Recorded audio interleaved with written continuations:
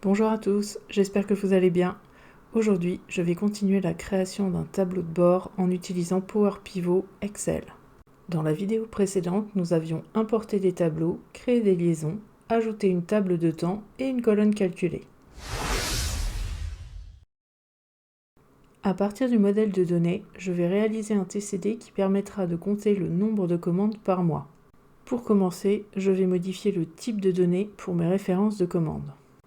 En effet, il s'agit de nombres et par défaut, Excel va les agréger en somme. Pour éviter ça, rendez-vous dans Power Pivot et modifiez le type de données des champs concernés. Ici, comme ID et comme détail ID dans les tables commandes et comme détail. Ensuite, il suffit d'insérer un TCD à partir du modèle de données. Dans l'onglet Tout des champs de tableau croisés dynamiques, on voit toutes les tables du modèle de données. Dans le calendrier, je prends la hiérarchie de date ou le champ mois et je le place en ligne.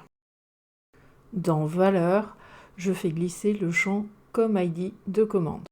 On peut voir le nombre de commandes par mois en développant le champ année. Si dans Valeurs on ajoute le champ comme ID de la table comme détail, on n'obtient pas le même résultat.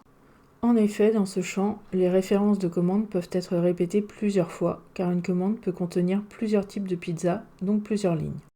Pour corriger ça, il suffit de modifier l'agrégation du calcul en choisissant de synthétiser les valeurs en total distinct.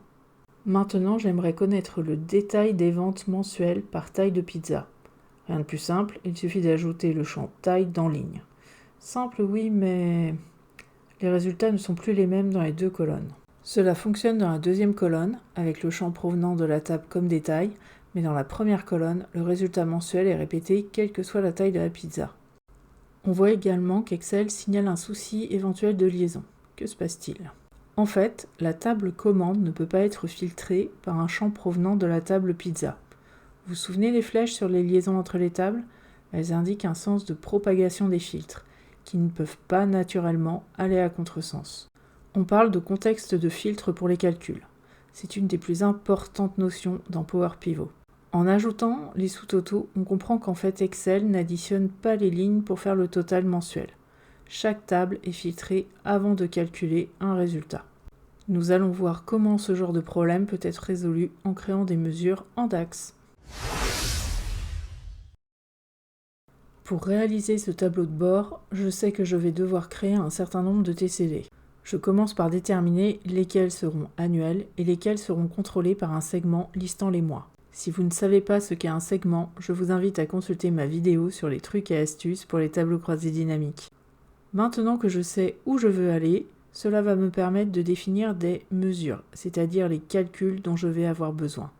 Certaines de ces mesures vont être simples à réaliser, d'autres nécessiteront des fonctions DAX un peu plus complexes.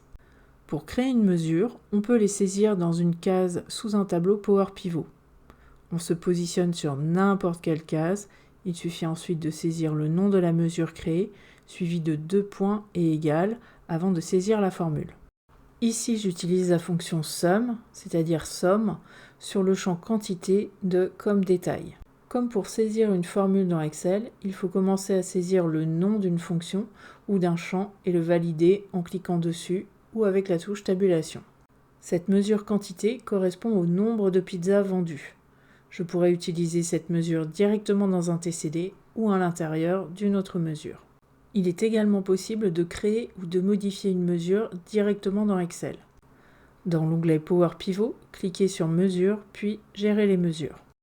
Vous aurez accès au bouton FX pour sélectionner des fonctions, un bouton pour vérifier vos formules et même la possibilité d'ajouter une description. Je crée maintenant une mesure CA pour le chiffre d'affaires. Cette mesure est un peu plus complexe car il faut multiplier ligne à ligne la quantité commandée par le prix de la pizza située sur une autre table. Pour additionner un calcul ligne à ligne, j'utilise la fonction SUMX. On indique d'abord la table comme détail, puis le calcul à effectuer sur une ligne. Je multiplie la quantité par le prix de la pizza qui est une table liée.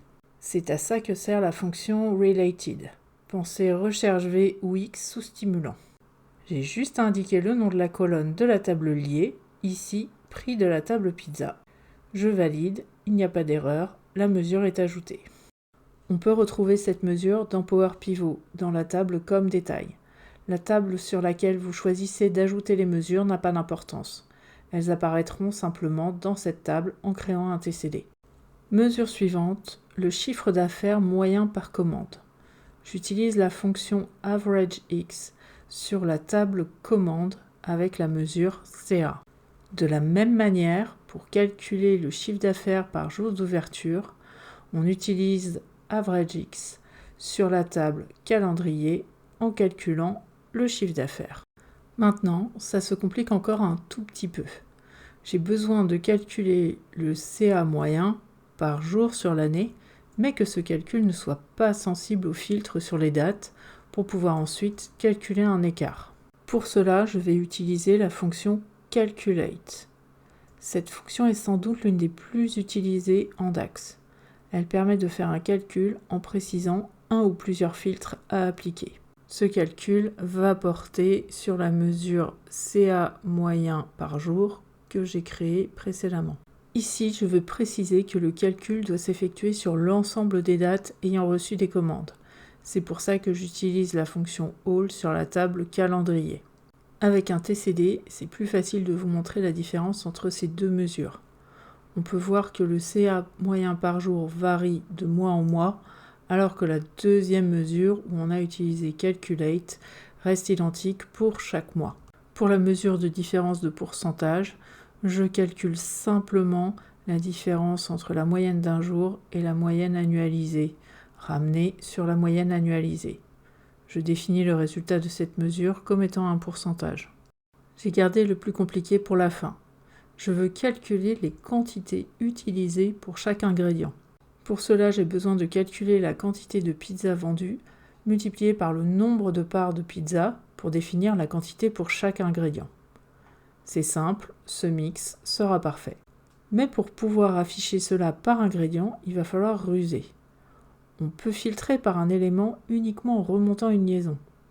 Le nombre de parts peut être filtré pour chaque catégorie, car on peut remonter la liaison entre les tables pizza et pizza type, mais on ne peut pas remonter la liaison vers la table ingrédient. La liaison entre les deux tables se fait simplement dans le sens inverse. Dans Excel, on ne peut pas forcer une liaison à avoir un double sens, mais on peut utiliser la fonction DAX CrossFilter. J'utilise la fonction Calculate, l'expression dans la table pizza. J'utilise SumX pour additionner le résultat ligne à ligne de quantité multiplié par le nombre de parts. Pour le filtre de Calculate, j'utilise CrossFilter en indiquant que je souhaite relier les tables Pizza Type ID des tables ingrédients et Pizza Type par une liaison à double sens both. Vérifions que cela fonctionne avec un petit TCD utilisant les mesures quantité et quantité ingrédient. Regardez, seule quantité ingrédient est correctement filtrée par le nom des ingrédients. C'est tout pour aujourd'hui, j'espère que cette vidéo vous aura plu. J'ai pu vous faire découvrir quelques-unes des possibilités du langage DAX, il y en a bien d'autres. Les mesures sont indiquées dans les commentaires et dans le fichier à télécharger. Maintenant que tous les calculs sont prêts, la prochaine vidéo sera consacrée à la réalisation du tableau de bord. Comme d'habitude, n'hésitez pas à poser des questions, écrire des remarques en commentaire. Pour être certain de voir les prochaines vidéos, abonnez-vous. À bientôt!